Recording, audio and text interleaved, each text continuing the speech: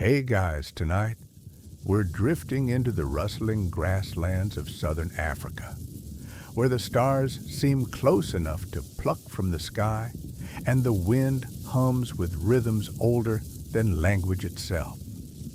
You find yourself standing just outside a thatched village ringed with flickering torches, and in the center of it all sits something unexpected, a cluster of towering wooden drums, each carved with spiral grooves and aged scars, silent for now, but not sleeping.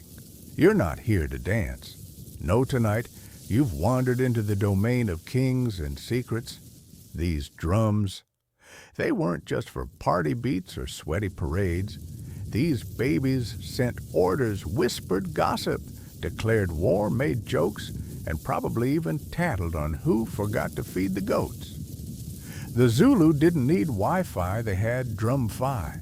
So before you get comfortable, take a moment to like the video and subscribe, but only if you genuinely enjoy what I do here. Drop your city and local time in the comments too. I always love seeing where everyone's listening from. Now dim the lights, maybe turn on a fan for that soft background hum, and let's ease into tonight's journey together. You drag your feet across dry soil as the sun dips below the horizon, casting the sky an orange fire. Around you, the huts glow, gently, smoke curling from their tops like sleepy sighs. Chickens mutter insults at each other. A kid with one shoe runs by holding a mango the size of his head. And just beyond the fence line, nestled under a knobthorn tree, are the drums, each one taller than a full-grown zebra, with hide stretched tight as if waiting to exhale. An elder sits nearby, back as straight as a spear. You figure he's older than most termite mounds, but his eyes are sharper than a hawk on espresso. He pats the drum like it's an old friend and waves you over with fingers as gnarled as tree roots. "You hear them yet?" he asks, voice gravelly like it's been filtered through centuries of smoke and stories. You shake your head, obviously. The drums are silent. He chuckles. They always speak. You just forgot how to listen. He lifts a stick carved from wild olive wood and taps a short rhythm. Boom, boom, boom. The sound shivers through you, not loud, not showy, but weirdly familiar. You just said something, you mumble. "Of course, I told the village to hide their chickens." He grins. "We have a stranger among us." You don't know whether to laugh or run, but then he thumps out another rhythm, and another, and another. Each one slightly different, like tonal phrases, like sentences. It's not random, it's a language. The drums are talking. Somewhere far away, another drum answers an echo from the hills. You spin around trying to pinpoint it, but the sound has already vanished into the dusk. "You hear it?" he asks. You nod, still staring into the dark. "That message," he says, "was for Chief Dlamini. We told him the goats have stopped giving milk. He'll know what to do." You blink. Goats, milk. That went how far? He taps the top of his head. Every message has a beat. Every beat has a pitch. Low for men. High for women. Long for leaders. Short for runners. If you know the tongue, you never need paper. It sounds like magic. Like Morse code had a baby with a bongo drum. He tells you this system wasn't a side hobby. It was the royal nerve center. When Shaka, the Zulu king, who turned war into ballet, needed to move armies faster than their feet could carry them, he used these drums. Messengers couldn't always travel safely across enemy lands, but sound could jump mountains. So each battalion had a drummer. Orders could fly from capital to front line in under an hour. That's faster than your pizza delivery, and probably more accurate. And before you ask, yes, they had code words. Drum codes for ambush, for fire, for bring more beer probably. And they didn't just blast anything. There were strict protocols. If a rival tribe overheard the wrong rhythm, boom, war. No pressure, right? You step closer, placing your hand on the drum skin. It's warm from the sun, but underneath there's something more. Like it's holding a breath. Like it wants to speak, but it's waiting for the right story. The elder leans in. Each drum holds the voice of the animal it came from, he whispers. Cowhide drums are calm. Zebra drums are swift. Elephant drums, they never forget. You nod solemnly, pretending you're not mildly terrified. It's like standing next to a wooden oracle wearing a drum-sized mood ring. A little boy scampers over and taps a beat of his own, just 2 quick thuds and a pause. The elder laughs. He just said, "My sister smells like onions." The boy shrieks with glee and runs before retaliation can arrive. You shake your head, smiling despite yourself. Suddenly, the night doesn't feel so distant. The stars blink awake above. Somewhere, a hyena laughs, hopefully not at you. And off in the distance, the drums speak again. Ba-ba boom. Boom. Ba-ba. You're not sure what it means, but your bones understand. The elder stands and stretches his back. Come, he says, already walking. The hill drum will call soon. You'll want to hear what it says about tomorrow. And just like that, you're part of something ancient. Something humming beneath your feet. A secret that travels faster than a whisper and deeper than the roots of the fever tree. You still don't know how to listen, not really.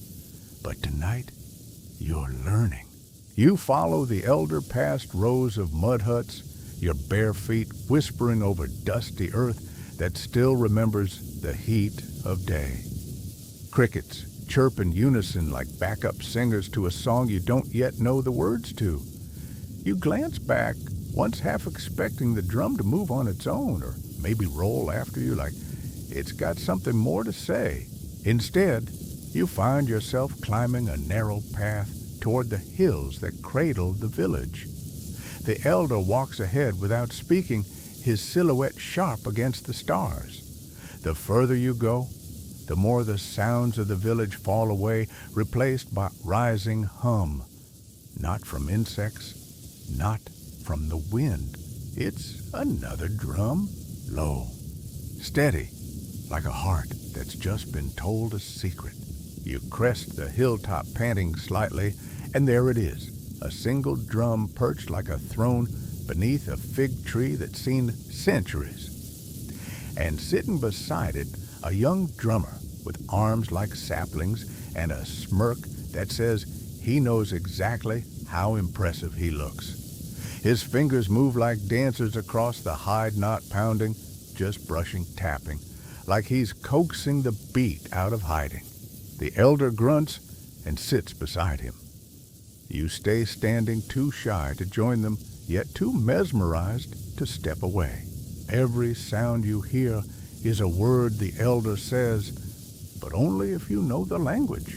The drummer nods mid-beat, and every silence is a question. You squint. What do you mean? He shrugs. You'll hear.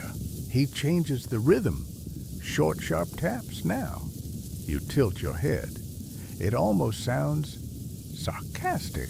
That the drummer says was me telling the next hill that the chief's wife made stew again and didn't share. You snort. Are you serious? The elder grins. Of course not. But they don't know that. You laugh, then blink. Another drum replies from the horizon. It's not loud, just a whisper, really, but clear. You feel it in your chest. The drum's mimic language, the elder explains. Zulu speech has tones low and high, long and clipped. Our drums do the same. That's how we send full messages. You have to hear the words, not just the beats. The drummer nods, like this. He thumps out a series of patterns. Bo, boom, boom, boom, bo. It rolls like poetry. And then silence. You look around. What now? There it is, the elder says. And sure enough, another hill, another reply. The drums are having a conversation. This one, he says, is about cattle. Someone's herd got spooked. A leopard, maybe. You squint. You got all that from those beats? No, he says. But the last two lines were used for livestock warnings. And the way they doubled the last phrase, that's fear. Or maybe panic. You sit down beside them, cross-legged in the dirt. Suddenly, every silence between the drums feels like a held breath. Like the land itself is listening. The drummer stops and wipes his brow. Most people think it's just noise, he says. Tourists show up and ask why we don't just write letters. You raise an eyebrow. Tourists! He shrugs. Time's weird up here. The elder chuckles. The truth is, letters can be stolen. Messengers can lie. But sound it travels clean.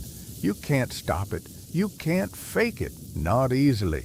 You chew on that. It makes sense. The landscape becomes part of the message. The hills bounce it.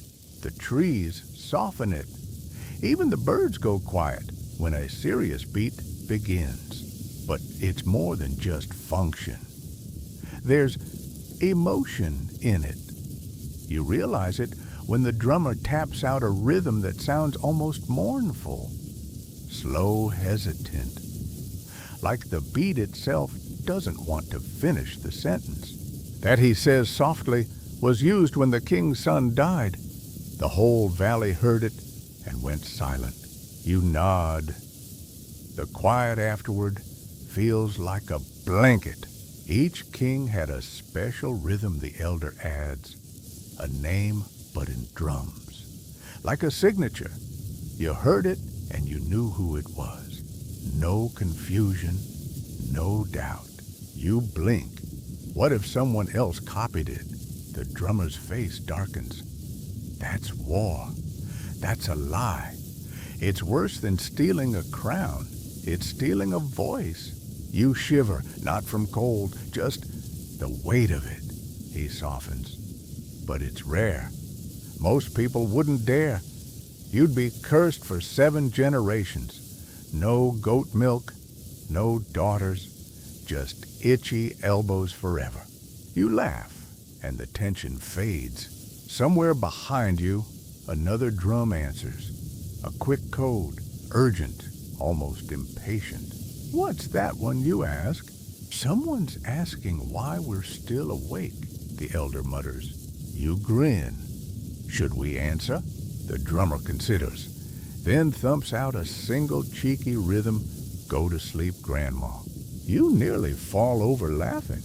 This is more than communication, it's culture, it's comedy, it's community. You're starting to understand. The drums are like text messages written by thunder.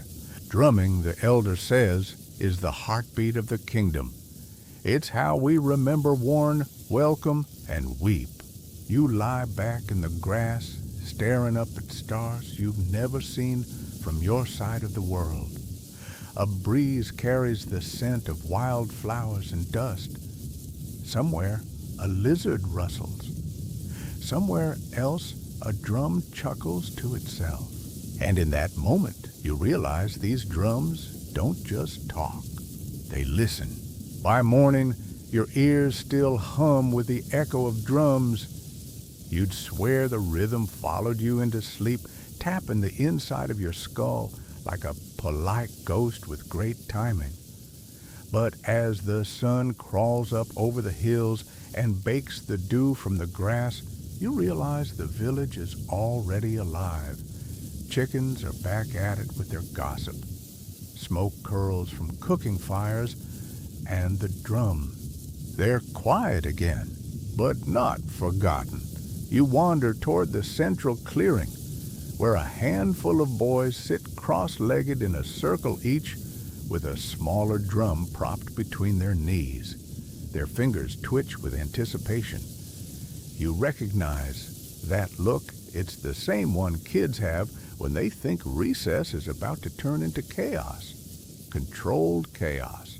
Standing over them is a broad-shouldered man with a feathered headdress and an expression that suggests he's had his patience tested by at least 30 generations of loud children. He doesn't look at you, but the moment you step closer, he says, "Sit." If you're here to listen, you may as well learn. You plop down awkwardly, trying not to squish a scorpion or offend tradition. "These are not toys," he says, gesturing at the drums. "They're weapons. They are warnings. They are poems." You nod solemnly, trying not to look like someone who once failed to clap on beat during Happy Birthday. He points to the first boy. "Repeat the king's call." The boy's fingers blur. Boom, boom, ba-boom. Clean, precise. Even the birds pause. The man nods. "Good. Next." This one fumbles. The rhythm slips. A rogue pause lingers too long. It's like watching someone try to do Morse code while sneezing. The instructor winces. "If you played that in wartime, we'd all be dead. Or worse, embarrassed." You're starting to see the gravity of this. The training is intense. Each drum pattern has to be memorized exactly. There's no room for improv. If you say "enemy approaching" when you meant "bring the goats," you've just orchestrated the worst surprise party in history. And yes, there are punishments. Not brutal, but humiliating. One kid has to walk around with a banana leaf on his head because he accidentally tapped out the rhythm for rainstorm instead of blessing. The entire village prepared for a downpour. Spoiler, it was perfectly sunny. Still, they laugh. It's a school of joy and teasing of tradition wrapped in rhythm. These boys aren't just learning a skill. They're inheriting a language older than ink. You try your hand at a basic pattern. The instructor watches. You fumble halfway through and instinctively go for jazz hands to cover it up. He blinks slowly. That was creative. You're pretty sure that's Zulu, for never do that again. One of the boys leans over and whispers, "Don't worry, I once tapped out a marriage proposal by accident. My cousin won't stop bringing it up." You smile. The camaraderie is unmistakable. Each boy knows he's part of something sacred and hard-earned. You can't fake rhythm. It either flows through you or trips over your shoelaces. Later, the instructor shares an old tale passed from drummer to drummer. During King Shaka's reign, there was a young boy who trained in secret. Too small to be noticed, too quiet to be remembered. But he practiced every night, mimicking the village rhythms with sticks on rocks. One night, when the royal drummer fell ill and war was on the horizon, the king asked if anyone knew the emergency code to signal a sudden attack from the north. Silence. No one stepped forward, except the boy. He walked to the drum with shaking hands and played it flawlessly. That one message, sent across the hills, bought the army 6 hours of time enough to reposition and push the enemy back. The boy was honored. His drum was carved with his name and buried beneath the king's kraal. You shiver, not because it's cold, but because you realize that these rhythms aren't just tools. They're stories, preserved in sound, written into muscle memory. You ask the instructor if these codes were ever shared with outsiders. He scoffs. You can teach someone the beats, but not the soul. Without the heart, it's just noise. Makes sense. You think of people who learn a few words of a language and think they're fluent, or worse, people who try to explain a culture after watching one documentary. Drumming isn't about volume. It's about fluency in feeling. And here's the twist. Every royal had their own drum signature, not just a single beat, but an entire phrase that belonged only to them. If someone else used it, it was considered treason. Imagine if your ringtone was legally protected by divine right. That's how serious this was. Some rhythms even came with gestures, a pause and a stomp, a tap and a head tilt. It wasn't just music, it was a performance, one that could mean the difference between peace and panic. Historians still debate whether King Shaka himself invented the drum code or just perfected it, the instructor says. But we know this: he made it royal. He made it sacred. You nod, eyes wide, heart a little heavier. The lesson ends with each student playing their personal rhythm, a sort of identity beat. You listen carefully. Each one is different, bright, bold, hesitant, playful, a musical fingerprint. And then it's your turn. You tap something out, clumsy, unsure, but sincere. There's a pause. The boys stare. The instructor tilts his head. Then he nods. Not bad, he says. We've heard worse. You grin like an idiot, because apparently you just passed your first Zulu drum test. Sure, they'll probably still talk about your jazz hands, but hey, small victories. As the sun climbs higher, the drums fall silent once more. But now you hear them differently, not just as instruments, but as echoes of kings. You're not fluent yet, not even close, but you've started to speak. Later that afternoon, you're led beyond the village outskirts past maize fields, sleeping dogs, and a goat that is absolutely giving you side-eye for some reason. The elder gestures for you to follow him into the hills, his walking stick tapping in rhythm against stone. You wonder if even that has some secret code. Maybe he's saying this way, slow poke. You climb steadily, feet crunching dry leaves, until you reach a narrow ridge overlooking a deep valley. The view is ridiculous, rolling green hills, acacia trees like umbrellas for zebras, and a soft breeze that carries the scent of earth firewood and wild honey. The elder stops near a stack of flat rocks. Nestled inside is a drum, not a ceremonial one, but a rough, travel-worn cylinder. Its hide is patched, its body is scorched, and yet it looks proud, like an old general who's fought 100 battles and still has time to scold you for bad posture. He nods toward it. This, he says, was a hill drum. You blink. Oh, what now? A drum that didn't belong to a person. He says it belonged to the land. He explains in the time of the Zulu Kings, certain hills were chosen as natural signal towers. Each was fitted with a large drum protected by guards and manned day and night. If one beat was struck, the next hill would echo it, and so on until the message traveled miles in a matter of minutes, like a prehistoric version of a group chat. But with rhythm and better acoustics. He points across the valley. That hill answers this one, and the one beyond that answers next, like a leapfrog of thunder.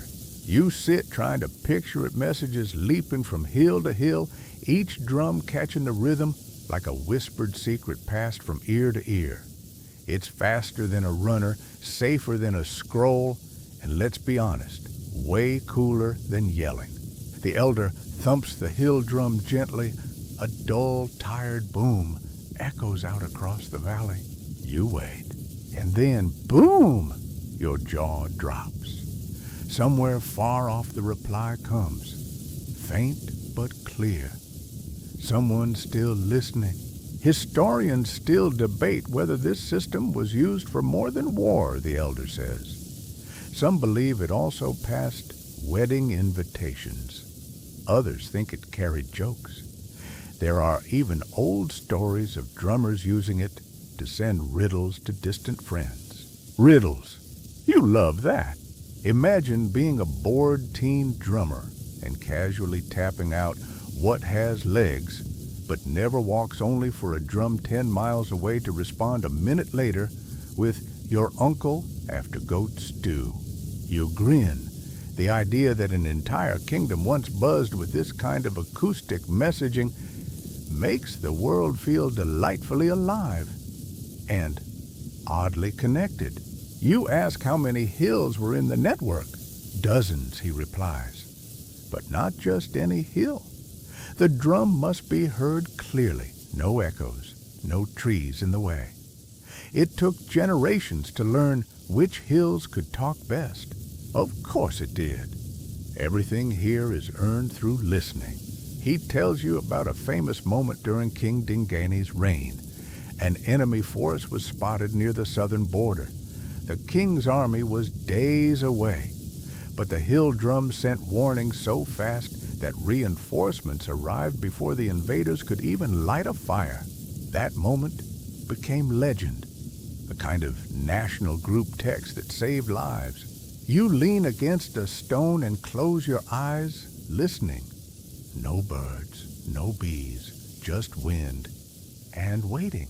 Suddenly, the elder taps a pattern, sharp, uneven, syncopated, not like the royal calls from earlier, more playful, more cheeky. You ask what he said. He smirks. I ask them what they're cooking for dinner. You laugh. Are they going to answer? He shrugs. If they like us. And sure enough, a moment later, boom, boom, pause, boom. The elder nods. They said, "Not goat." You burst out laughing. The drums aren't just efficient, they're funny. They're alive. Later, as the sun begins its slow descent, you hike with the elder from one hilltop to another. Each one has its own drum, its own tone, and its own name. Some are decorated with feathers, others are plain. One is carved with tiny notches, each one a message it carried during the dry season. They're like mailboxes, the elder says, but ones you can dance to. You ask him what happened when the British arrived.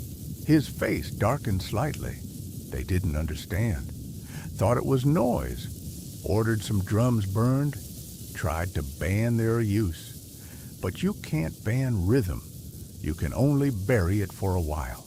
And sure enough, the system went quiet for a time. But even underground, the beats continued. Tapped out in secret, hidden in dances, sung in lullabies. You can steal a drum, he says, but you can't steal the memory of it. That line stays with you. Because as dusk rolls in and the stars begin their patient blooming across the sky, you realize the hill drums aren't just relics. They're memory towers. Every echo is a story. Every beat is a bridge. You stand with the elder one last time on the highest ridge. He lifts his stick and offers it to you. You hesitate, then step forward. Gently you strike the drum just once. The sound travels. Far off, another drum answers.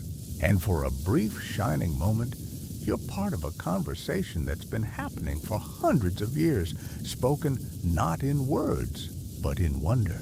You wake up the next morning with sore legs and dust in your eyebrows, both signs of a successful journey, or at least of falling asleep on the wrong side of a termite mound. The village is already awake, buzzing with the smells of cooking maize porridge and that constant undercurrent of quiet gossip. You pick up bits of it as you walk. Someone's goat is missing. Someone else is still mad about last night's dice game. And apparently, the chief's cousin fell off his chair during dinner and blamed it on ancestral dizziness. But today, your feet take you somewhere new beneath the old baobab tree near the western edge of the village. Its bark is scarred, like it's been keeping score of every storm it's ever faced.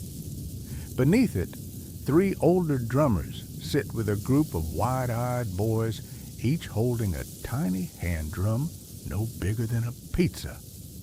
One kid is already trying to hit his like he's auditioning for a rock band. His drum protests loudly, and so does the elder beside him. "Ngitty," the old man barks. "The drum is not a goat. Don't beat it like one." You take a seat at the edge of the group unnoticed at first. You're becoming good at that, fading into the background, just enough to listen, just enough to watch. It's a valuable skill when the whole point of this place is sound, not sight. Today's lesson isn't about noise. It's about code. The lead drummer, an impossibly lean man with cheekbones you could use to slice cassava, leans forward. He speaks softly, too softly, for how serious his voice sounds.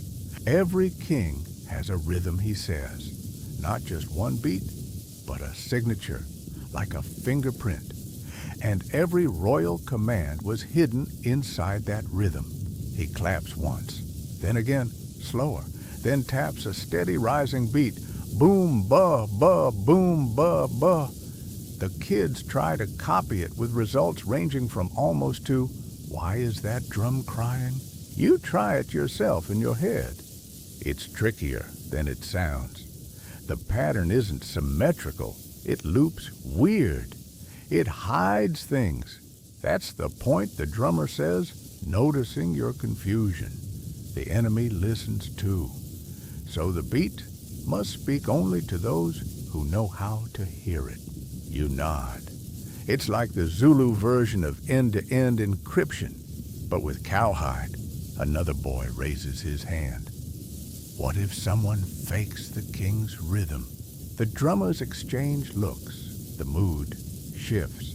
That happened once the elder says, "Long ago, a trader from another clan learned part of the king's call and tried to use it to gain access to the armory."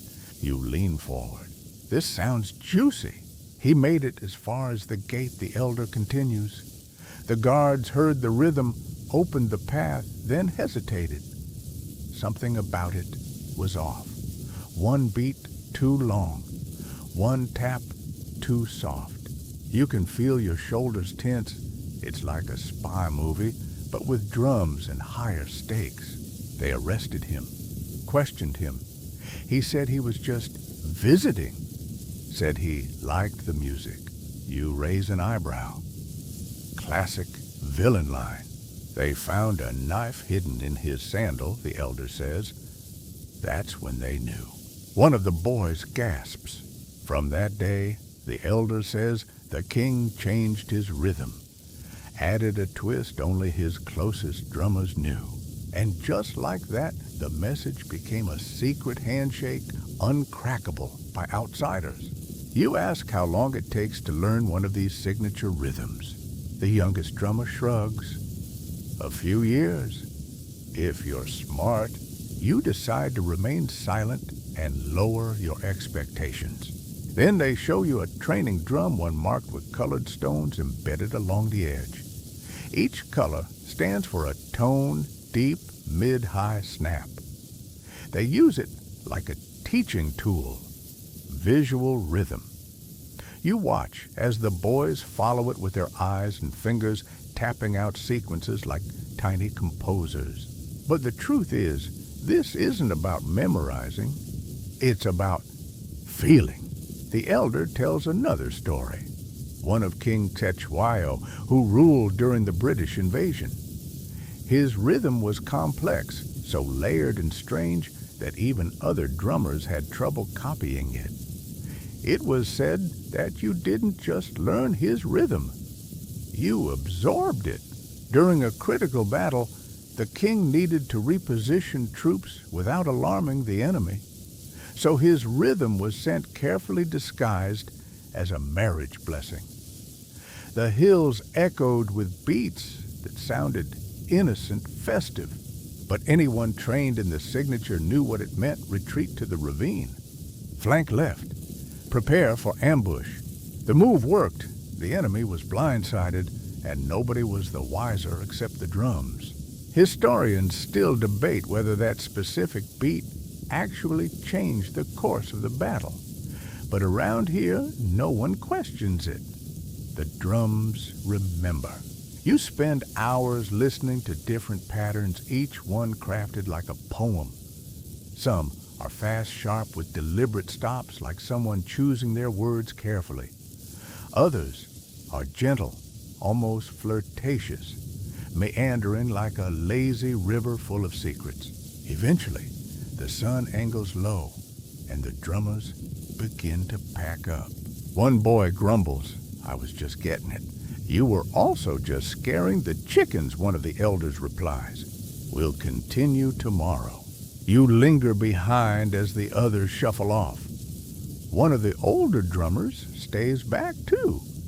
He taps a gentle rhythm as the wind picks up, stirring the dust around your ankles. "What did you say?" you ask.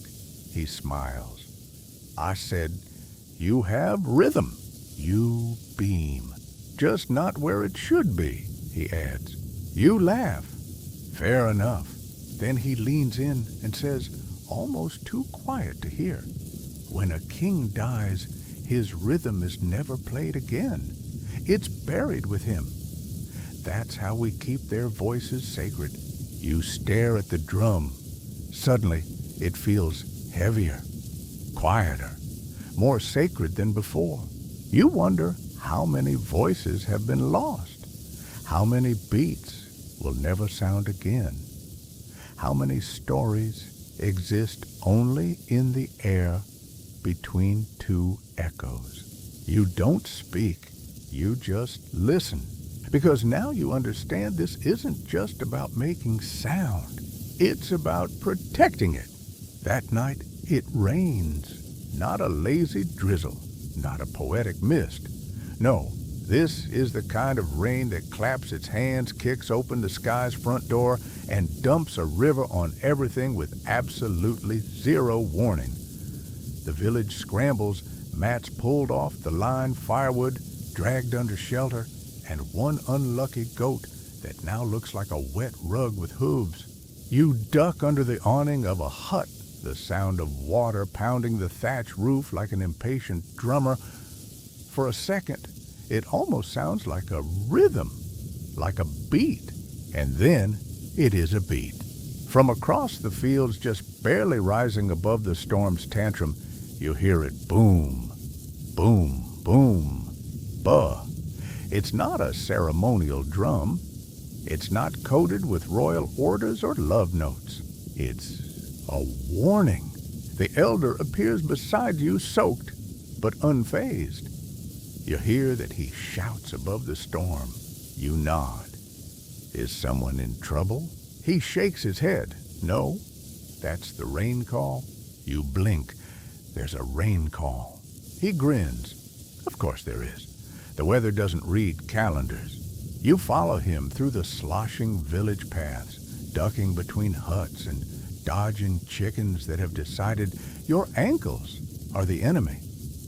He leads you to a drum under a wide awning, a simple thing not decorated, not honored, but dry and ready.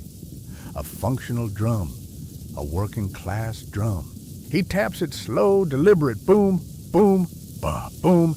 The sound cuts through the rain like a thread through cloth. This one tells the farmers that the storm's ahead of schedule, he explains. If they have livestock near the river, they need to move them. You think of the valley you saw yesterday, the narrow banks, the low dips. One hard rain, and it's not a field anymore, it's a flood. You suddenly feel the weight of that beat. It's not poetry, it's protection. The hills carry it further, he says. They'll pass it on.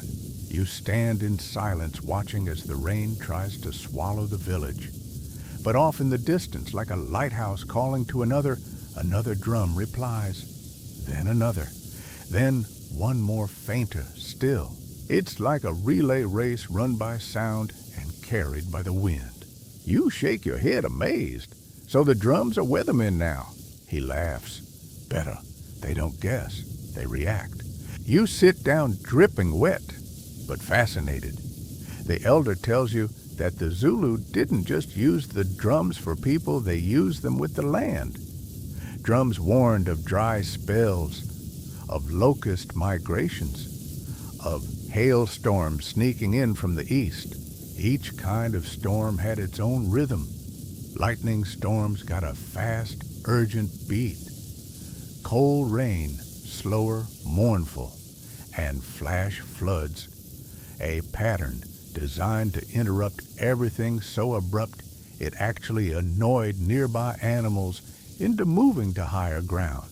Yes, apparently there's a beat just annoying enough to convince sheep to stop chewing and walk uphill.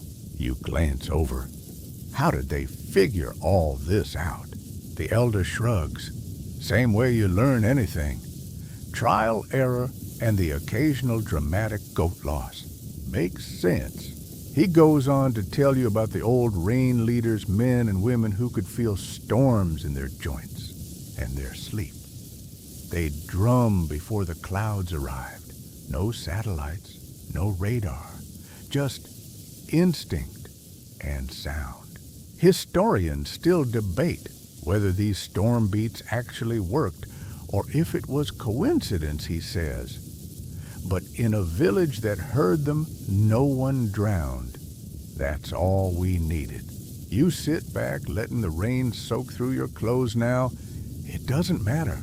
This is more than a shower. It's a master class in ancestral forecasting. And then out of nowhere, the drum beat changes. Faster, tighter. It's a new rhythm entirely. You turn to the elder. What's that? He listens, brows furrowed. Then he smiles. That's a thank you. You blink. To who? To the clouds, he says. They gave what we needed. Not too much, not too little. Just enough to remind us who's really in charge. And sure enough, you hear another drum join in this one lighter, almost playful. It's the sonic equivalent of clapping after a great performance. Somewhere in another village, someone's drumming to the weather. You laugh.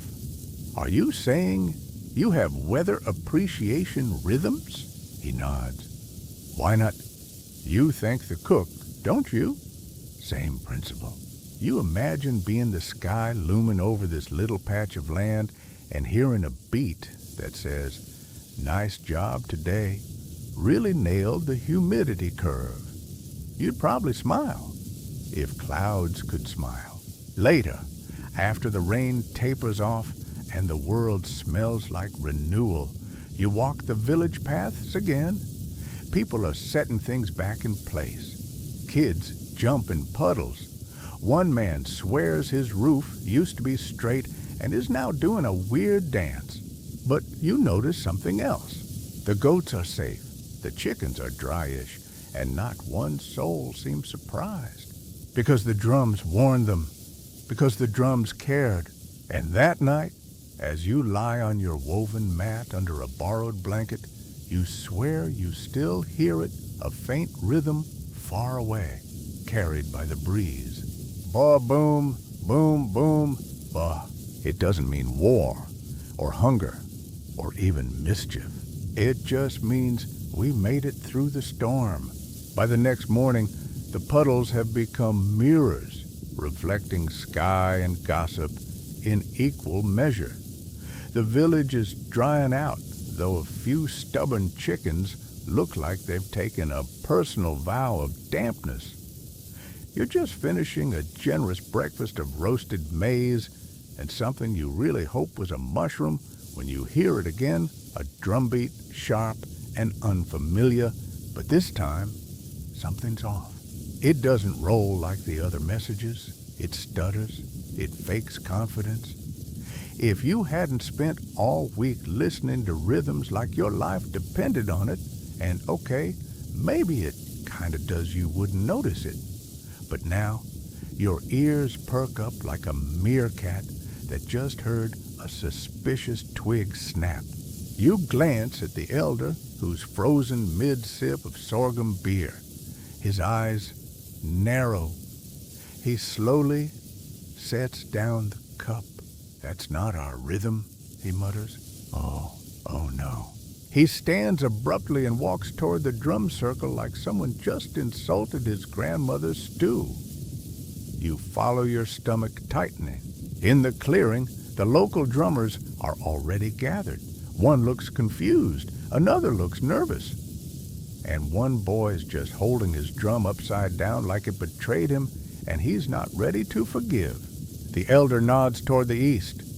The message came from there, but the rhythm wasn't ours. You ask what it said.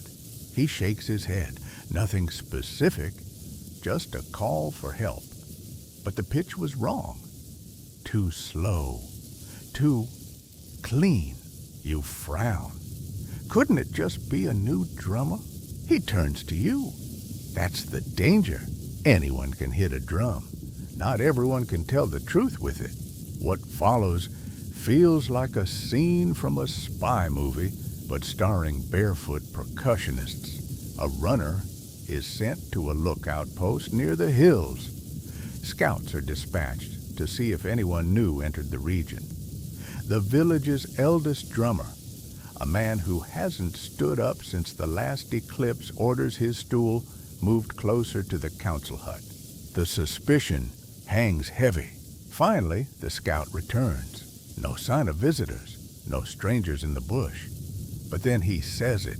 "I saw smoke near the bakwa trees," he reports. "No village lives there." The elder sighs. "They're mimicking us again."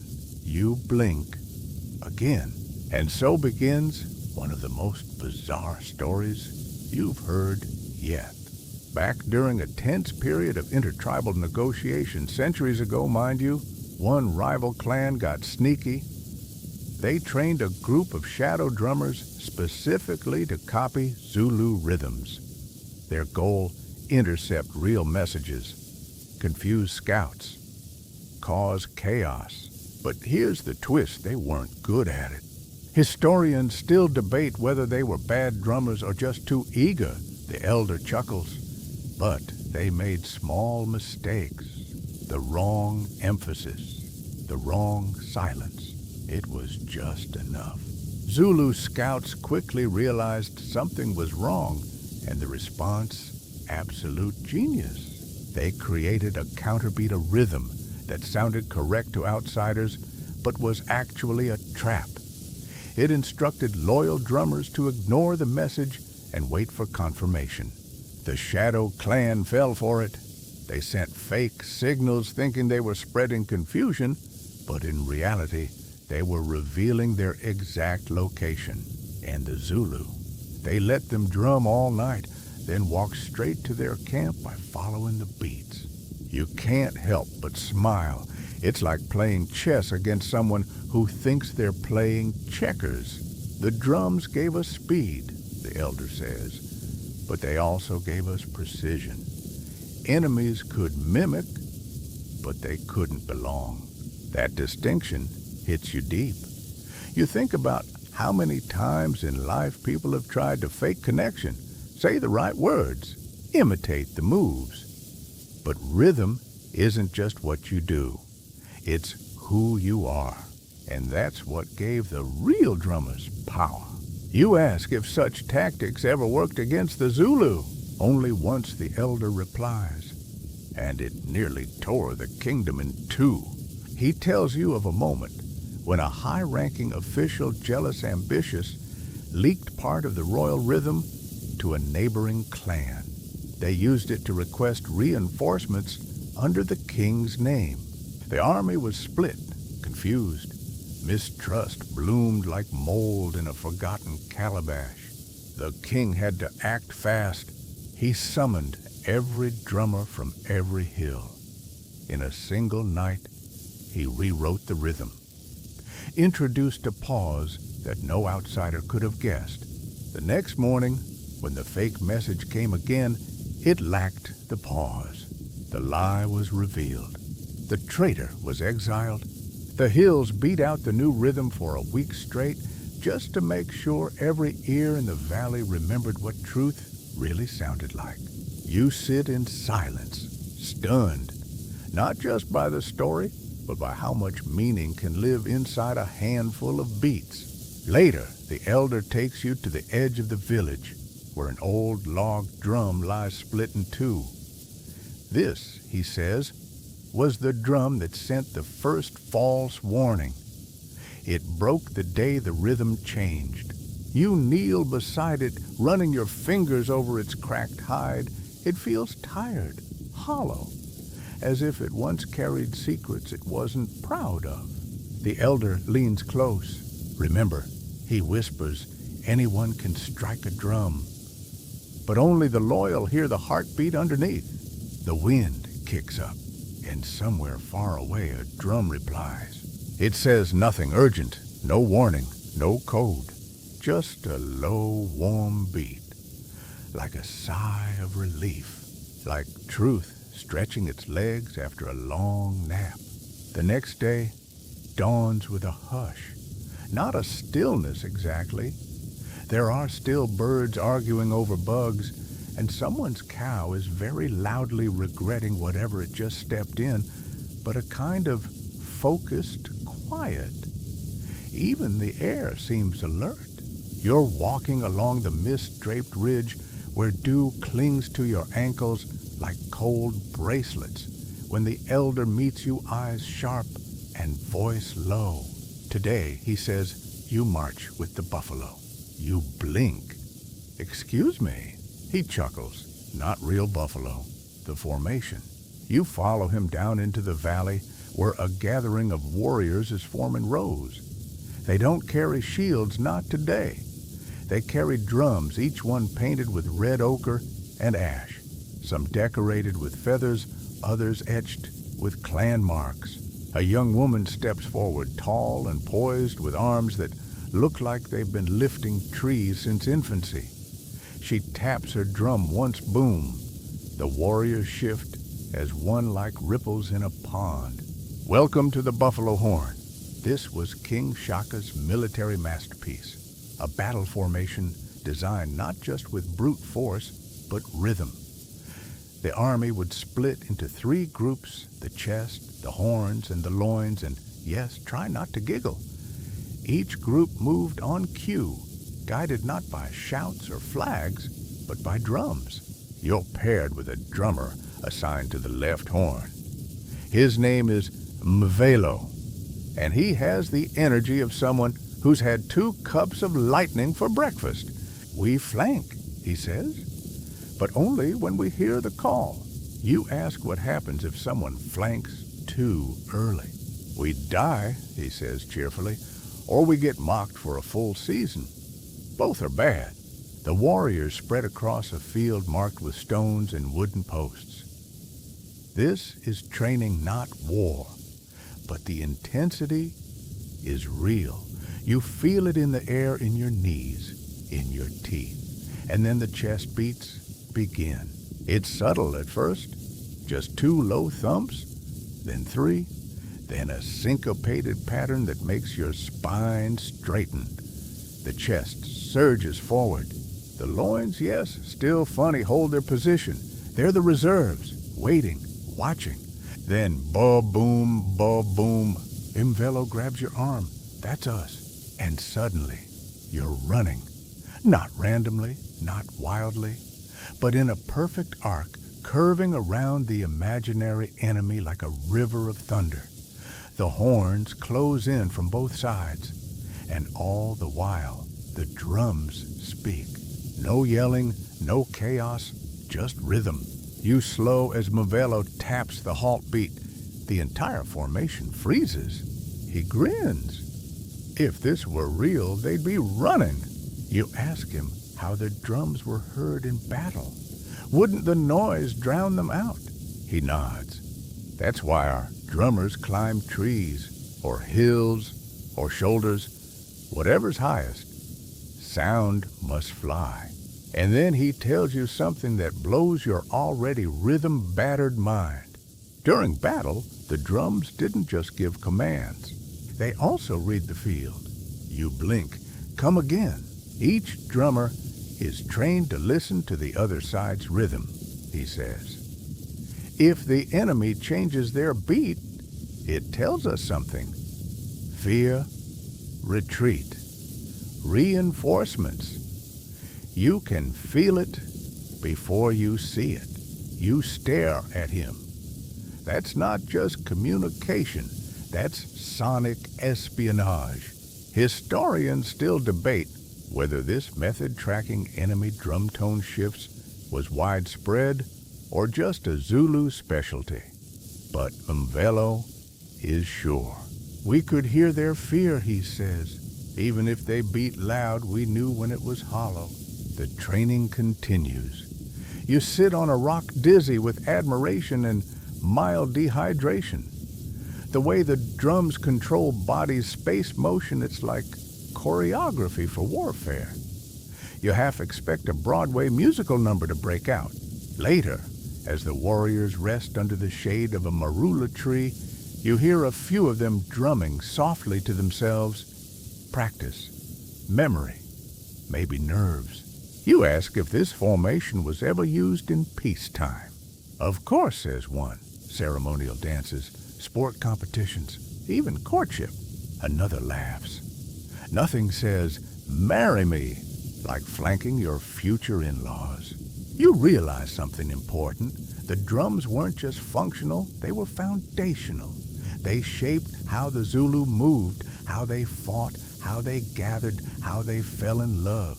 Even during peace, the echoes of battle rhythms lingered, reminders of strategy and strength carried in muscle and mind. The elder finds you later, watching the sunset bleed into the horizon. You understand now, he asks. You nod. The drums don't just send messages, they move people. He taps his own chest, and they move from here. You sit together in silence.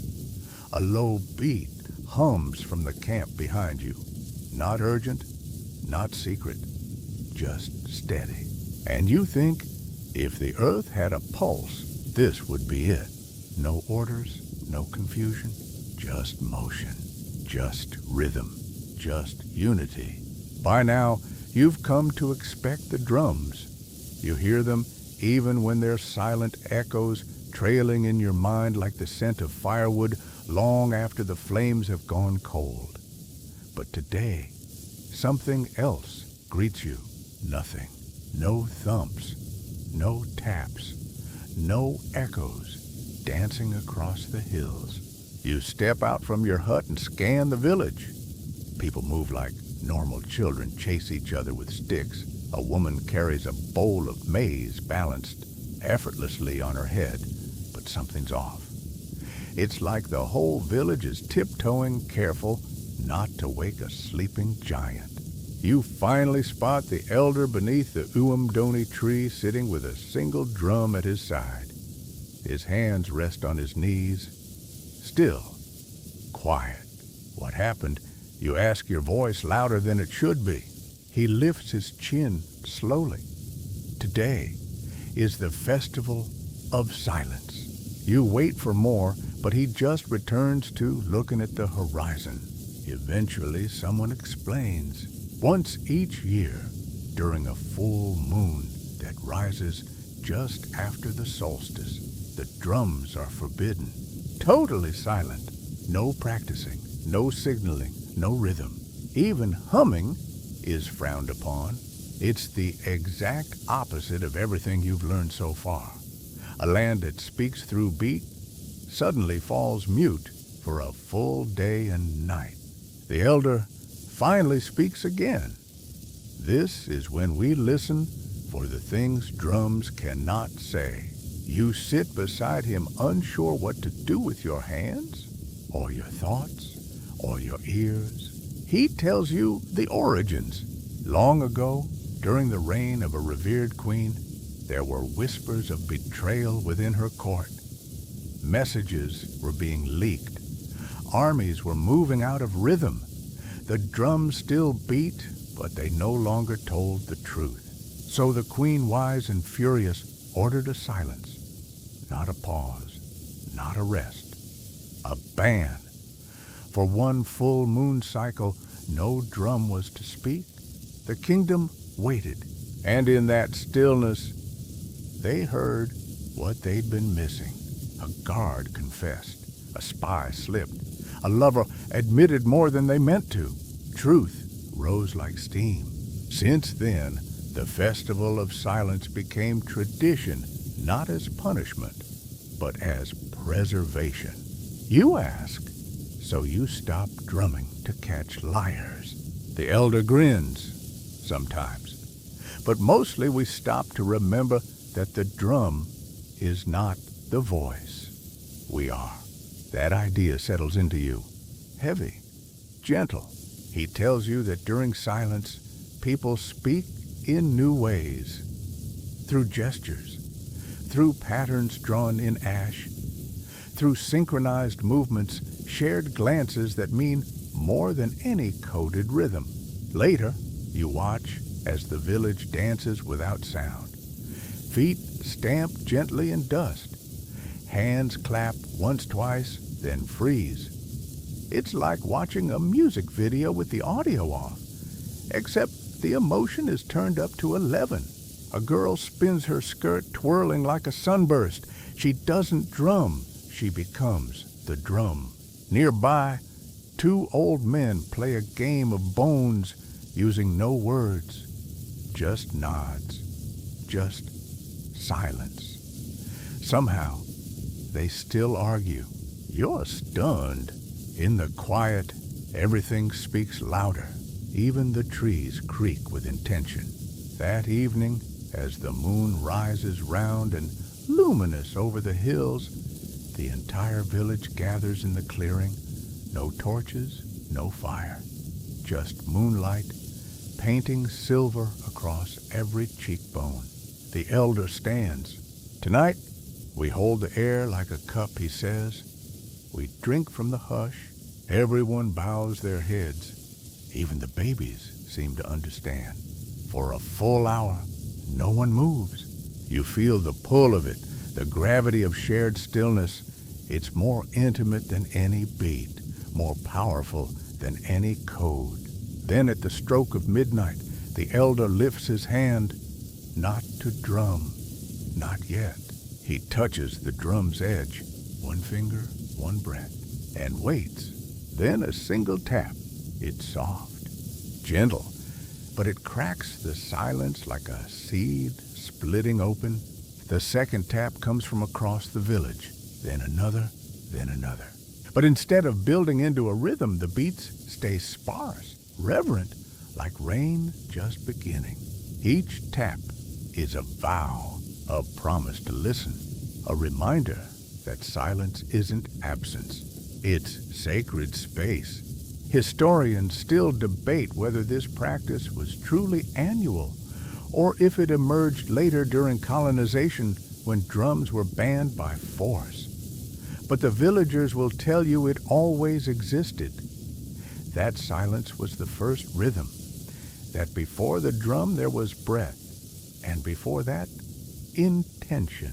You lie in bed later, the moonlight still painting your feet, the quiet still heavy on your skin. And in the distance, just before you drift off, you hear it. Not a drum, not a beat, just the soft rustle of leaves, like someone breathing in, waiting for the next note. The silence lingers into morning, like the scent of last night's fire still there, even if the flame is gone. You stretch stiff from sleeping too still and make your way toward the edge of the village where the drums thankfully have started to whisper again. Soft at first, shy, like a cat circling back after ignoring you for 2 hours. But then, something different. The rhythm doesn't follow any royal code. It isn't about war or weather. It's lighter, bouncier, a little lovesick. You glance over to where a teenage boy is crouched behind a hut, tapping a small drum with careful fingers. He's focused, awkward, determined, the kind of look people have when they're trying not to look like they're trying. What's that message, you ask the elder as he shuffles beside you? He sighs with amusement. It says, "My heart is a mango you haven't eaten yet." You pause. That's kind of beautiful. He grins. Also deeply confusing if you're allergic to mangoes. Turns out the drums weren't always about kings and cows. Sometimes they were about butterflies in the stomach, about secret glances across the fire, about trying to say, "I like you," without saying, "Please never look at me again because I'm melting inside." You follow the rhythm down a narrow path between the huts and find the boys intended sitting under a fig tree pretending to braid grass while clearly listening. Her own drum sits beside her untouched. She's letting him speak first. Classic. She's from another village, the elder explains. Too far for walking, too close to ignore. So they send each other messages. You ask how this kind of communication works. Surely everyone hears it. "Ah," he says, "but not everyone understands it." See, the love drums don't use standard codes. They use metaphors, rhythm wrapped in poetry, beats shaped like riddles, a line that means your eyes are fireflies if you're in love, or you might have a mosquito problem if you're not. And yes, there are whole romantic dialects, variations passed from grandmother to granddaughter, drum flirtations that only certain clans used, like texting with a very stylish encryption system and no delete button. You sit beside the elder as he tells you about his own youth, how he once drummed a message to a girl during a wedding celebration, how he spent 6 days crafting the rhythm, 6 days of writing it in the dirt, practicing it on a gourd, testing it on a sympathetic cousin. And when I finally played it, he says, eyes gleaming, she laughed. You wince, laughed, he nods. Turned out I accidentally tapped the phrase that meant your goat limps, but still smiles. Not quite the tone I wanted. You try not to laugh, you fail. But here's the thing, she responded. She tapped back. A correction, a gentle one. And the conversation continued rhythm by rhythm until they weren't just sharing beats, they were sharing understanding. That's the real gift, he says. Not just saying how you feel, but being heard. Historians still debate whether Zulu drum language included full romantic conversations or whether these examples are more poetic folklore. But honestly, after watching the boy's hopeful eyes and the girl's subtle smile, you don't care what the books say. It's real. Later, you hear a story about a famous courtship that took place entirely through drum messages. The boy lived in the north, the girl in the south. Between them, mountains, rivers, and about 4 meddling ants. But every night he'd drum, and every night she'd answer. The rhythm became their bridge. Eventually, their villages arranged a gathering not because of trade or war, but to finally get these two to meet already. And yes, they married. But even after, they kept drumming, not in secret, not in code, but in rhythm that said, I'm still here. I still choose you. You sigh. Not bad for a piece of hollowed out wood and some stretched hide. Back under the fig tree, the girl finally lifts her own drum. Just once. Just a single tap light, high and fleeting. You ask the elder what it means. He smiles.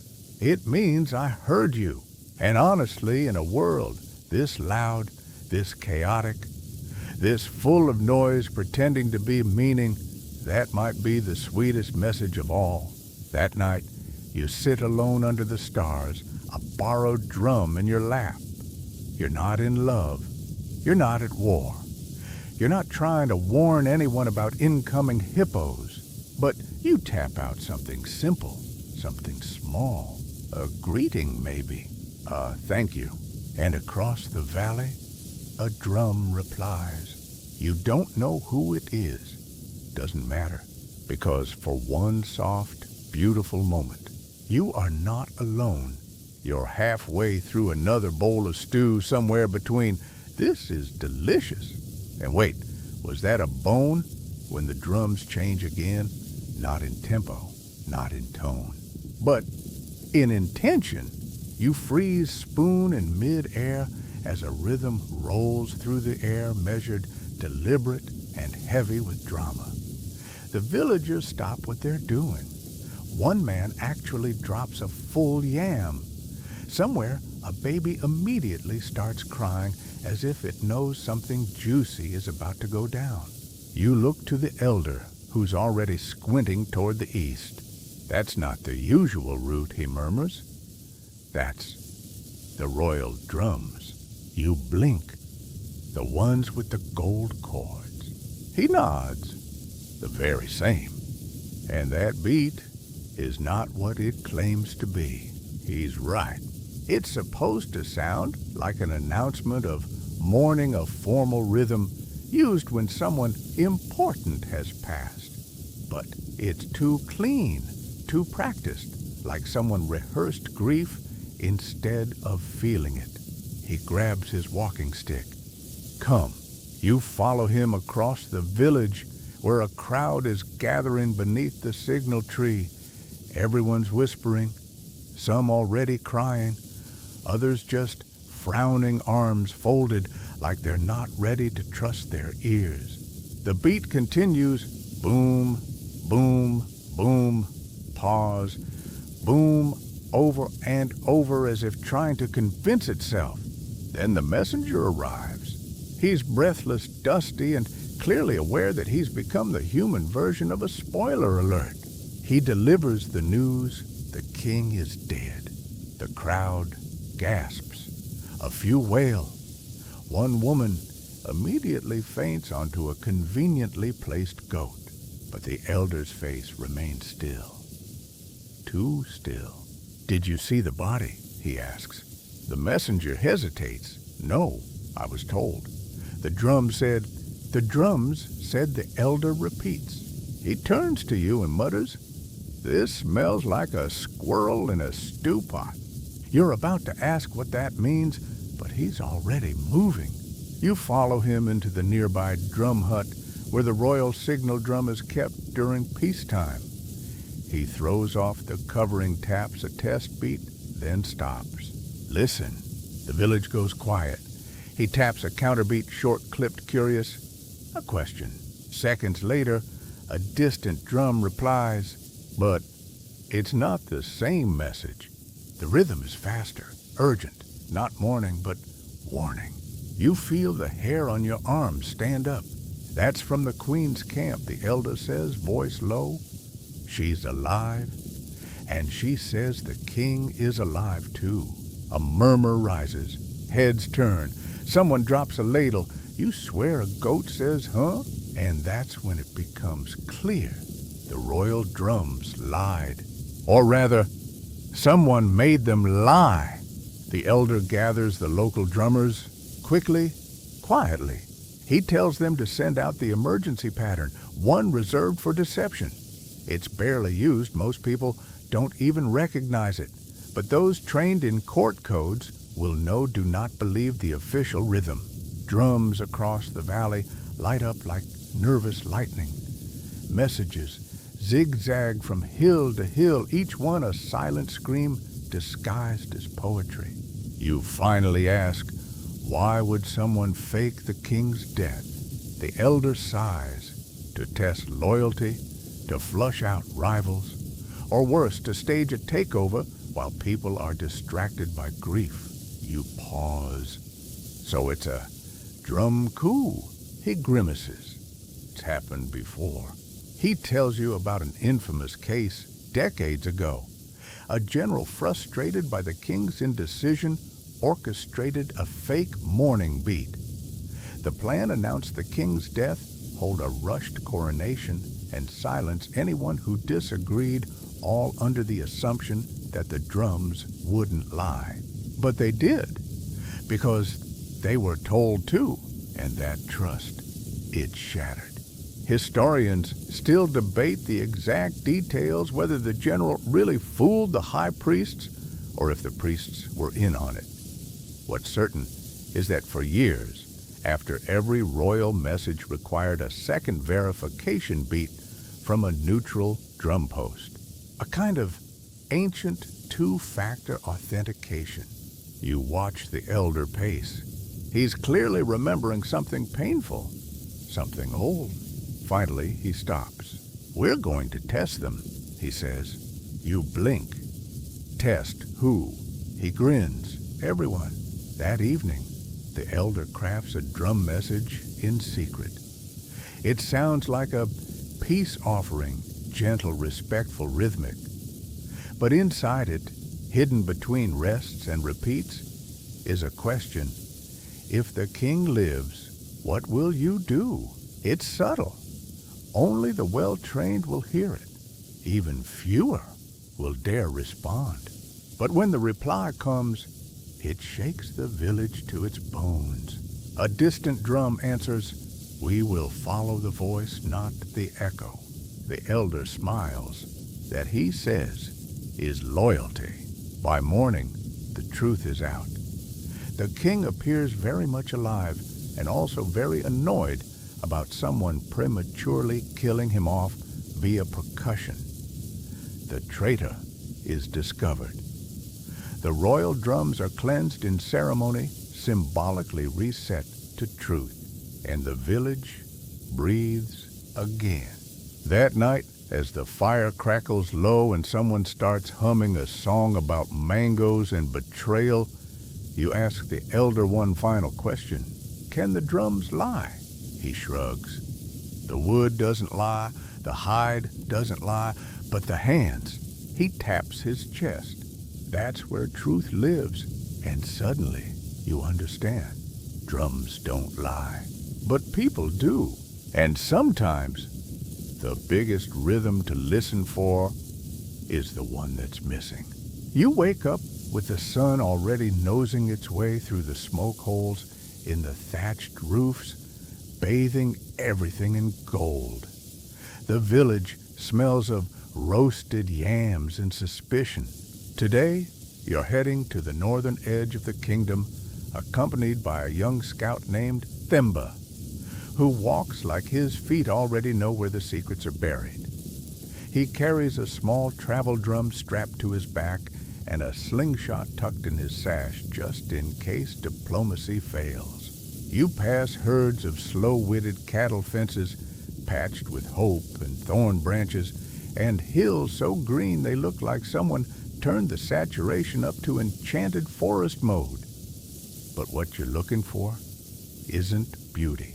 You're looking for echoes, Themba explains as you walk. During the wars with the British, we couldn't match their guns, but we could outsmart their ears. You raise an eyebrow. With drum. He nods. Especially with drums. He tells you how when British troops advanced into Zulu territory, they thought they were sneaky, cloaked in fog, boots muffled. But the Zulu already knew, because the drums had warned them hours before. How, you ask? Wouldn't the British just hear the drums? Themba grins. They did, and they thought they understood.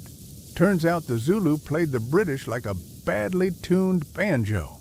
You arrive at a crumbled outpost, once a British checkpoint, now a collection of confused bricks and moss. Themba kneels beside a hollowed log and taps a beat. It sounds lazy, directionless, like someone daydreaming about lunch. You tilt your head.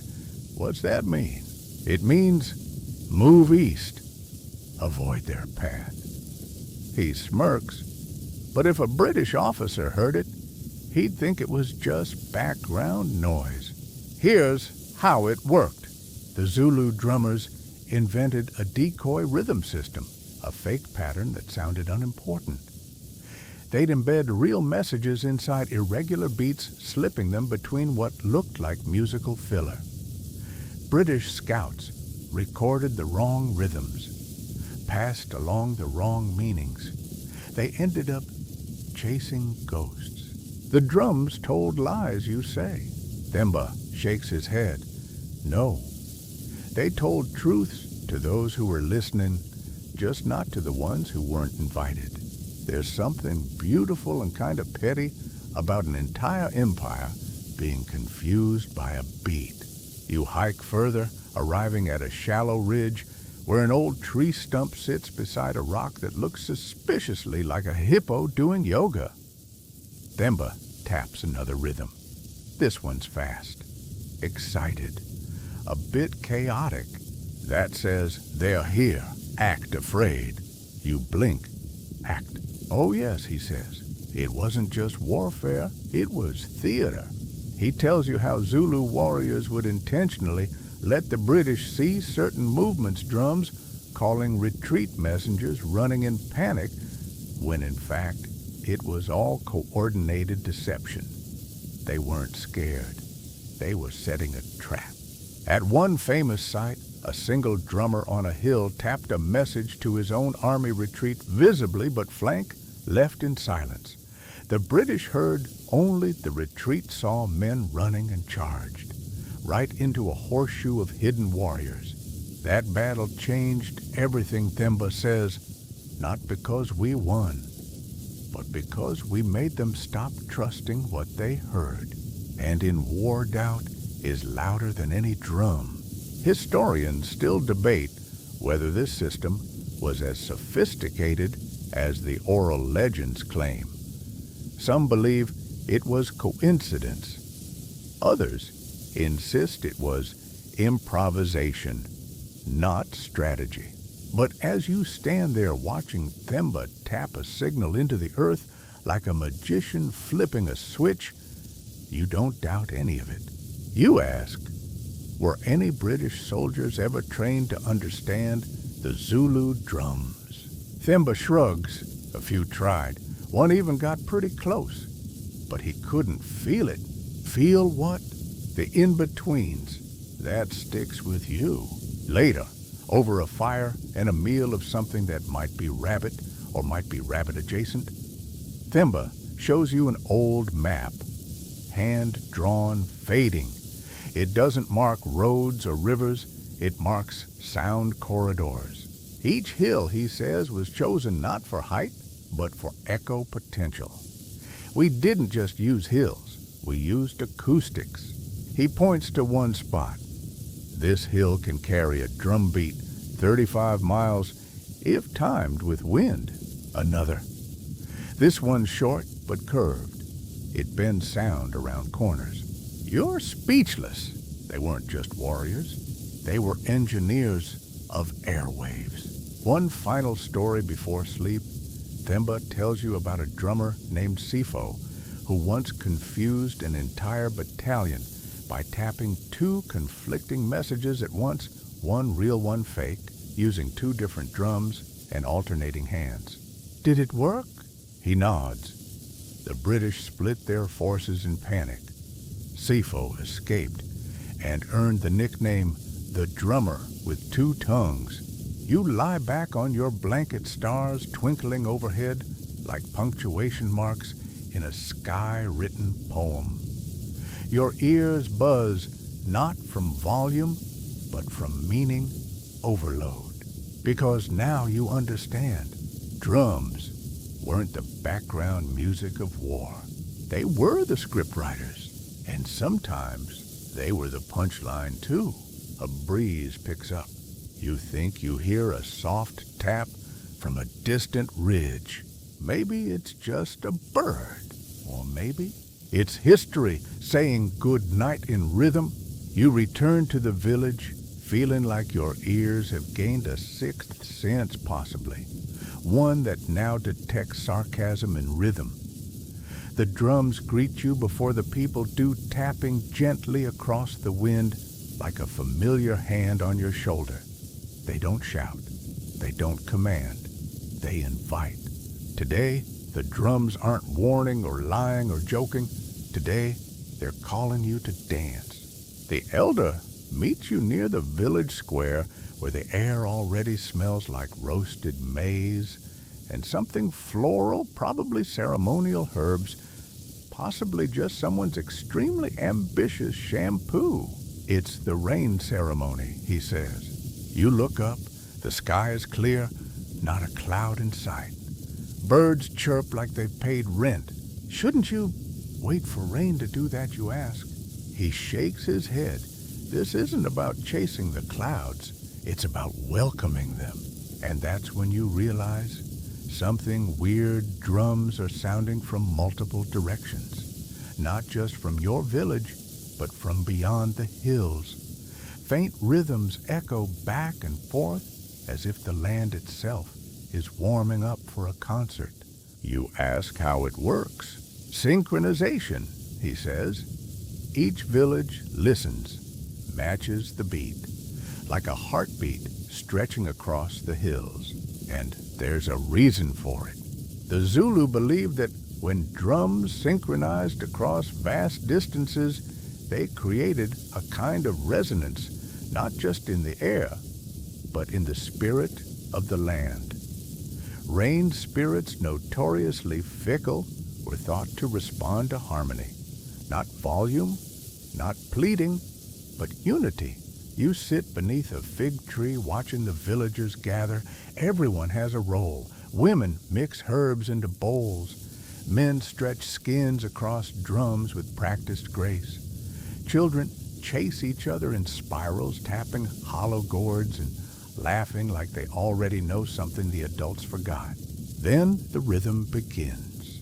Not one drum, not three, but dozens. Soft at first, scattered across space like conversations happening in different rooms. And then slowly they align. You feel it before you hear it. A shift, a thrum in the soles of your feet, in your chest, in your spine. All at once, every village within earshot has locked into the same beat. It's not a war rhythm, not a royal message. It's gentle, cyclical, like breath. The elder smiles. Now the land knows we're listening. You blink. The land. He gestures to the hills, the trees, the wind, the dust. They remember the drums. They know the difference between noise and meaning. You're skeptical, but then the clouds begin to gather. At first it's subtle, a distant curl on the horizon, then a shift in the wind. Then birds that were chirping a minute ago suddenly go, you know what? Let's call it a day. And above all, still the rhythm holds. One old woman lifts her arms and spins. Others follow. The dance begins not in frenzy, but in flow. Feet move in patterns matching the drum. Hands sway like reeds. It's like watching the land breathe with its people. You ask, have there ever been times the rain didn't come? The elder nods. Of course, that's not failure, that's conversation. You furrow your brow. We don't drum to demand, he says. We drum to remember that we're part of something bigger. The rain will come, or it won't. But the rhythm reminds us we are ready. Historians still debate whether these synchronized ceremonies actually had any meteorological effect. But again, standing in that square with your skin tingling and the air thick with electricity, you kind of stop caring what the textbooks say. You're living the footnotes. The elder shares a story from his youth, how during a long drought, the drum beats turned from steady to stubborn. For 9 nights, the villages drummed together, not louder, not faster, just longer, a commitment. And on the 10th night, not a drop. On the 11th, a deluge. The rain came angry, he says, flooded everything, turned our fields into soup. You grimace. So, success, he shrugs. The spirits have moods. The ceremony ends not with a crash of thunder or a dramatic flourish, but with silence. One by one, the drums fall quiet, as if they've said what needed saying. And then it starts to rain. Not heavy, not dramatic, just a soft drizzle kissing the dust like an apology. The children cheer. The adults pretend not to cheer. The elder lifts his face, eyes closed. This is why we still drum, he says, not because it changes the sky, but because it changes us. Later, you sit in your hut, watching droplets trail down the thatched walls, the steady tick, tick, tick of water blending with your heartbeat. You think of all the villages, all the hands, all the ears tuned not just to rhythm, but to each other. The clouds didn't just bring water, they brought echoes. And maybe that's the point, to live in such a way that when the skies finally open, they find you already dancing. By now, you're no longer just a visitor. People nod when they pass you. Kids throw you mango pits like that's a compliment you decide it is. One even calls you Little Drum, which you hope is affectionate and not just a commentary on your walk. Today, you're taken to a hut you've never been allowed in before. It's smaller than the others, darker. The air inside smells like old cedar and secrets. In the middle of the room sits a drum unlike any you've seen. Elephant hide, stretched over black wood, beaten, smooth by time, wrapped in copper rings so old they've turned the color of dried blood. The elder doesn't speak. He simply walks around the drum and places a hand on it like you would on the shoulder of an old friend who's seen some stuff. This, he says quietly, was the last royal drum. You kneel instinctively, not because someone told you to, but because your bones decide it's the respectful thing to do. He nods. It was played once. Then, never again. You already know why. When radios arrived, when the wires stretched across the land like veins of metal, the drums began to fall silent. Not because they'd lost their meaning, but because the new world demanded different tools. Louder ones, faster ones. You ask, what did the last message say? The elder smiles, but it's not a happy smile. It's the kind that leaks a little sorrow through the corners. It said goodbye. You don't speak. He tells you the story. The last king, to use the drum king Zwelithini's grandfather, knew the change was coming. He'd watched the British officials fiddle with radios, scribble notes in books, ignore the wind and hills. He saw his own drummers lose confidence. Younger boys stopped training. Villages stopped listening. So he gathered the elders. One final message would be sent. Not a warning, not a command, but a rhythm of remembrance. The night before the broadcast, the king walked barefoot to the ceremonial drum hill. No guards, no fanfare, just him, the stars, and the drum. He tapped a rhythm so slow it was nearly silence. So soft, the trees had to lean in to catch it. It had no code, no pattern, just feeling. It said, we were here, we heard each other, we mattered. That message was passed from drum to drum, village to village one last time. And then, silence. No one played the royal rhythm again. You run your fingers gently across the copper bands. They're warm, as if they still hold the beat. The elder speaks again. Historians still debate whether it was truly the last message or if some villages kept playing secretly. He shrugs. Maybe both are true. You ask why the drum was never burned or buried. We don't bury voices, he says. We keep them. Later, he leads you outside to a small ridge that overlooks the valley. You've stood here before, but now it feels different. Like you know how to see the landscape, where the drums would have stood, how the sound would have jumped from slope to slope. He gestures to the horizon. That hill, he says, was the first to reply to the farewell. He points to another. That one hesitated, not because it didn't hear, but because it didn't want to hear what it meant. You nod. He asks, if you want to play. You hesitate. Wouldn't that break the silence? No, he says. It would remember it. So you sit, gently, carefully. You raise your hand and strike once. Boom!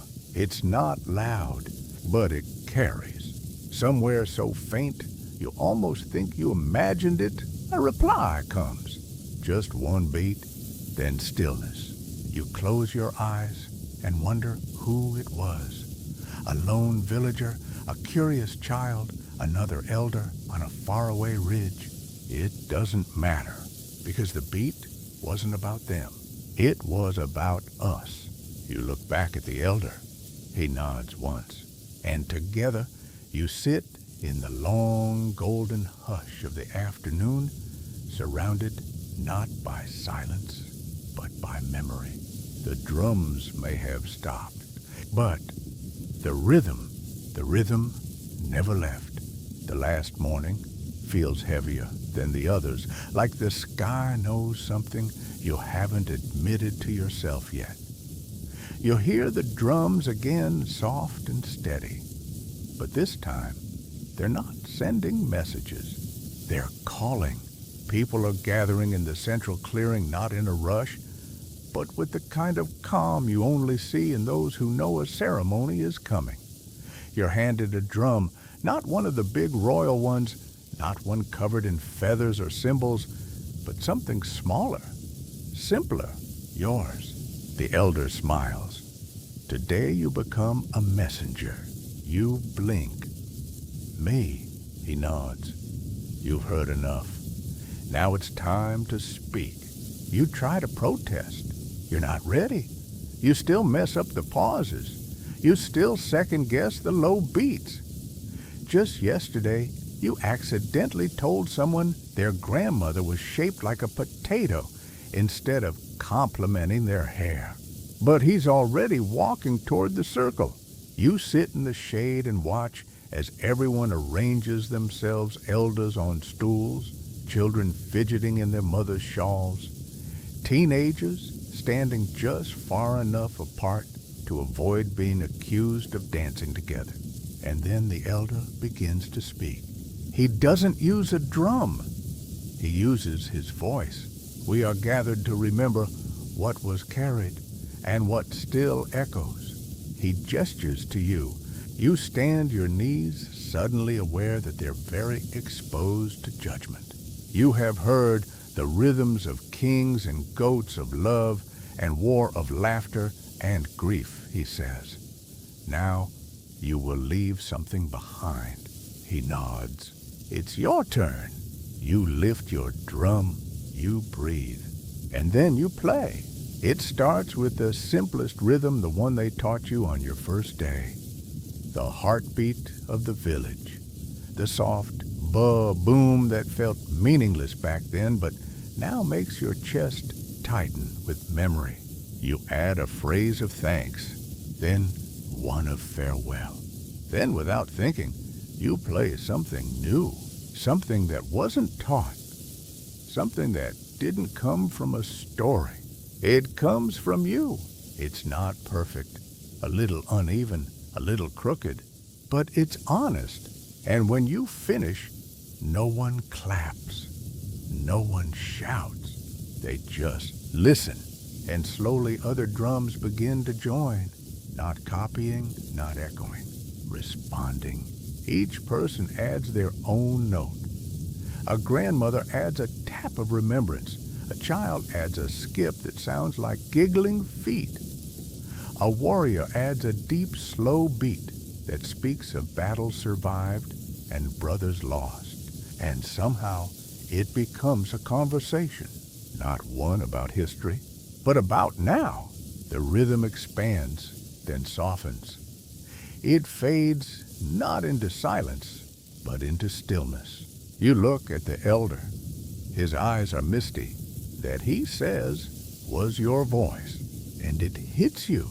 The entire time you've been here, you've been trying to understand the past, trying to translate the patterns, learn the codes. But the drums were never just about messages. They were about presence. To drum is to say, I am here, I am real, I belong. And today, you do. Later, as the village disperses, a boy runs up to you and taps a rhythm on his knee. You grin. You know that one now. It means you're weird, but we like you. You reply with a quick rhythm of your own. Took you long enough. He laughs and runs off. That evening, you pack your things. Nothing heavy, just memories. You've been given a carved stick and a leather strap for your drum. It's a gift and a reminder. The elder walks you to the edge of the village, the same path you arrived on. He doesn't say goodbye. He taps one last rhythm on your shoulder. You carry the beat now. You walk away slowly, the hills rising behind you, the sky wide ahead. And in the distance, just once, boom, ba-boom, pause, boom. Not a message, a memory, a rhythm that belongs to you. And now, as you lay your head down and let the world quiet itself around you, remember this. The drums are still. The fire is low. The night air carries only a whisper of rhythm now faint, like breath on glass. Somewhere beyond your window, a single insect taps its wings in a pattern that might just be a song, or maybe a memory. You're far from that village now, far from the hilltops, the fig trees, the children with gourd drums strapped to their chests like armor. But the echoes remain, because rhythm, once it finds, you never really leaves. You hear it in the ticking of your fan, in the pulsing pipes behind the walls, in the slow, steady thump-thump of your own heart as sleep approaches. Close your eyes. Remember the rain ceremony, how dozens of villages drummed in harmony, not to beg the clouds, but to remind the sky that they were still listening. Remember the boy under the fig tree sending his love one beat at a time. Remember the lies that tried to echo truth and the truths that hummed gently through silence. And most of all, remember the rhythm you made, because it was yours, and because someone somewhere might still be drumming back. So tonight, if the wind brushes past your curtains in a rhythm that feels familiar, let it carry you. If your dreams start with a beat, let them dance. If sleep takes a little longer than usual, that's okay. Just breathe. Let your bones remember the hills. Let your heartbeat say, I am here. I belong. I remember. The drum is quiet now, but the story, your story, carries on. Good night.